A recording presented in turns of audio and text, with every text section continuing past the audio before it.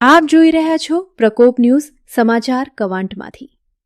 વિશ્વવિખ્યાત કવાંટ કેરનો મેળોમાં ગેરૈયા અને ગેરાણીનું વિશેષ મહત્વ હોવાનું આદિવાસી એકતા પરિષદ છોટાઉદેપુર દ્વારા જણાવવામાં આવ્યું છે। પરિષદના આગેવાન વાલસિંગભાઈ રાઠવા દ્વારા આપવામાં આવેલી માહિતી મુજબ હોળીના સમયગાળા દરમિયાન છોટાઉદેપુર જિલ્લાના આદિવાસી સમાજ માટે આ મેળાઓ વિશેષ મહત્વ ધરાવે છે। રોજગાર અને મજૂરી માટે બહાર ગયેલા આદિવાસી લોકો હોળીના તહેવાર દરમિયાન પોતાના માદરે વતન પરત ફરી આવે છે અને ત્યારબાદ ગેરના મેળાઓ તથા ચૂલના મેળાઓમાં ભાગ લે છે। આદિવાસી સમાજ પ્રાચીન સમયથી પ્રકૃતિ પૂજક સમુદાય રહ્યો છે। તેઓ ધરતી, આકાશ, પવન, અગ્નિ, પાણી, સૂર્ય, ચંદ્ર, તારા, ડુંગરો, નદીઓ અને સમગ્ર જીવસૃષ્ટિને દેવરૂપે પૂજતા આવ્યા છે। હોળી બાદ યોજાતા ચૂલના મેળાઓમાં ધગધગતા અંગારાઓ પર ખુલ્લાલા પગે ચાલીને આસ્થા વ્યક્ત કરવાની અનોખી પરંપરા પણ જોવા મળે છે। ગેરના મેળામાં ગેરૈયાઓનું વિશેષ મહત્વ હોય છે। ગેરૈયા સામાન્ય રીતે પુરુષો જ હોય છે, પરંતુ ગેરાણીનું સ્વરૂપ દર્શાવવા માટે કેટલાક પુરુષો સ્ત્રીવેશ ધારણ કરે છે।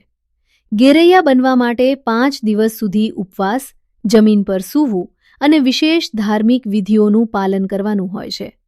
આ દરમિયાન ગેરૈયાઓ પોતાના શરીર પર પ્રાકૃતિક રંગોથી ગોળ ચોકડીના ડિઝાઇન બનાવે છે અને માથે મોર પીંછનો મુકુટ ધારણ કરે છે। કમર પર ઘૂઘરા બાંધી અને હાથમાં તીર કામઠા કે પરંપરાગત શસ્ત્ર લઈને રામઢોલ, ત્રાસા અને થાળી વાજાના તાલે સમૂહમાં નાચતા કૂદતા લોકનૃત્ય રજૂ કરે છે।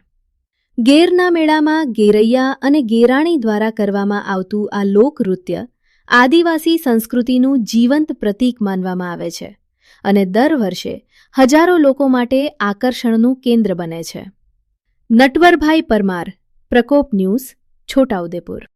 થઈ રહ્યું છે, જેમાં ખાસ કરીને ગુજરાત, મધ્યપ્રદેશ તેમજ મહારાષ્ટ્ર સહિત પૂરા ભારતમાંથી અને કેટલાક વિદેશી પ્રવાસીઓ પણ બહુ મોટી સંખ્યામાં વર્ષોથી હાથીગઢ મેળો જોવા ઉમટી પડતા હોય છે, જેમાં ખાસ કરીને આજુબાજુના જે ગામડાઓ જે છે ત્યાંથી જે નાચગાન માટેની ટુકડીઓ જે છે ઘેરિયા સાથે જે મોટલા ઢોલ અને વાંહળીને જે ખડખડસ્યા સાથે દદુડી સાથે ઉમટી પડતા હોય છે, જેમાં તાલબદ્ધ રીતે મોટલા ઢોલના તાલે અને દદુડીના તાલે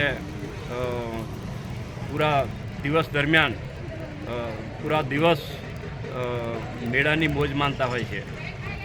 વાલસિંગભાઈ રાઠવા, છોટાઉદેપુર। ખાસ કરીને વાલસિંગભાઈ, ગેરૈયા નૃત્ય અહીંનું આકર્ષણનું કેન્દ્ર બન્યા છે। આ ગેરૈયા નૃત્ય વિશે શું કહેશો? અહીંના જે ગેરૈયા જે છે એ વર્ષોથી ચાલતી પ્રણાલી મુજબ જે હોળીના દિવસથી લઈને પાંચમ સુધી એક સારી માનતા પૂરી કરો એવી પણ એક માન્યતા છે। ખાસ કરીને પ્રાકૃતિક રીતે અમે જ્યારે જોયું છે અને અમારા બાપદાદાઓ શબ્દોમાં એમ કહેતા હોય છે, આ વિસ્તાર મહોડાઓથી ભરપૂર છે। ત્યારે મહોડાની સિઝન આવે ત્યારે મહોડા જે પડે છે અને રોજ ખૂબ મહોડા પડતા હોય છે, ત્યારે જે મહોડા વીણનારા લોકો છે એ લોકો રોજો રોજ વીણીને થાકી જતા હોય છે। ત્યારે એ લોકો મનમાં એવું વિચારતા હોય છે કે આને અઠવાડિયું 15 દિવસ સુધી પડવા દઈએ, એટલે કે રહેવા દઈએ, ભેગા થવા દઈએ। ત્યારે એને એવું કહેતા હોય છે કે અમે ગેર રાખી છે એટલે અઠવાડિયું 10 દિવસ સુધી ભેગા થવા દઈએ છીએ મહોડાને અને પછી એને વીણીએ છીએ। તો એ જે ગેર રાખી એવું કહેવાય અને ભેગા થયા પછીના અઠવાડિયા 10 દિવસમાં એ ગેરને એટલે કે મહોડાને વીણી લે છે। તો આવા બધા એક જૂના સ્થાનિક શબ્દો ઉપરથી પણ આ ગેર ગેરાણી એ પડ્યા છે અને હોળીની માનતા રાખે છે।